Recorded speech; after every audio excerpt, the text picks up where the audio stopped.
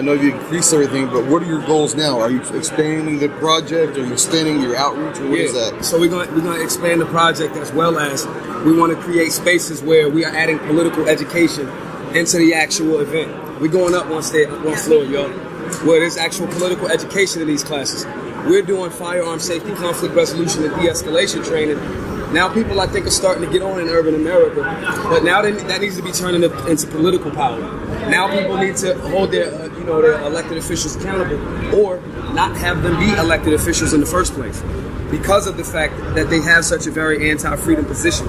So the next step or the next phase of Black Guns Matter is to make sure that we're adding political education into the actual training.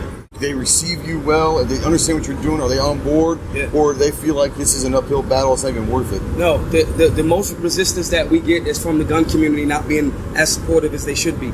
More established organizations not getting behind the work. They say they for urban America, but we're not seeing that actually translate in real time.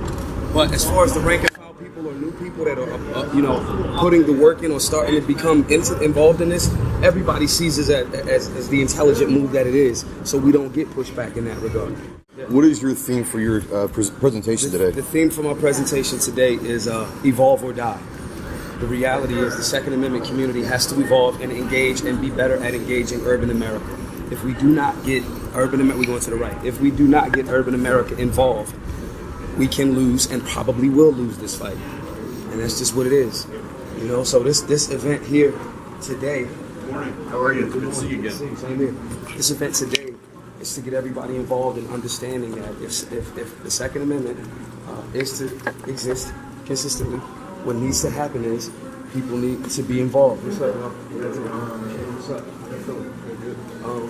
The Second Amendment community has to be in urban environments, and we as the community, as the culture, has to, in essence, know how to engage urban America, not from a pandering standpoint, from an understanding and inclusion standpoint.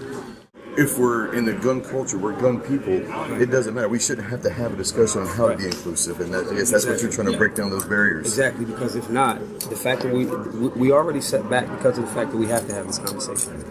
Where we completely lose if we don't fix the thing that we even have to have this. My job needs to be obsolete. There should be no reason for Black Guns Matter to exist. And after 10 years of work, if there's still a necessity as it is now, then I failed at my job. We're not trying to create careers, we're trying to apply solutions. You know what I mean?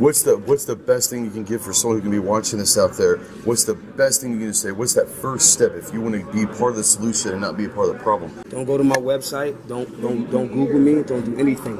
Find the people that are local in your community, that are trainers, instructors. If you're going to hit the internet, hop on DuckDuckGo. Find out what are the basic rules of firearm safety. You might not be a master shooter, but we all can be a master of safety. So that would be the first step. And then just educate yourself on the information. And then we hop on YouTube for all of these frivolous things. But start putting some information into making sure that the quality information that we're finding out about the Second Amendment and our political rights and how that's a human right, not granted by government. That's the basis, and that's the initial standpoint. Yeah, and you mentioned something earlier in the interview about getting the industry involved. And have you been received well from the industry as far as have they supported your movement? I mean, there's individuals and organizations and high-level trainers and instructors that have supported our work. Pete Brownell has donated $6,000 of his own dollars to us. When you have companies like AZ Firearms that have donated and supported consistently. When you have, Head Down Arms, when you have Bursa, these are companies that get behind the work and they're genuine in their approach to involving and engaging in the inclusion of urban America into this fight. Those are the companies and the people and those individuals, Walk the Talk America, that have been supportive. And we need to see more companies, more big 2A organizations get behind this work. This only works if we work together. And that's the biggest problem that I see in the 2A community in itself is the big dogs. They don't publicly do anything anymore. They're too worried about it. So I'm glad to hear that maybe some individuals are, but the next step is trying to get them publicly to come out and say, look, we all need to unify, because right now the Second Amendment is under attack. And so I love what you're doing. I want to say thank you for your time. Thank you. I know you got a presentation. I appreciate everything you're doing. Same here. Absolutely.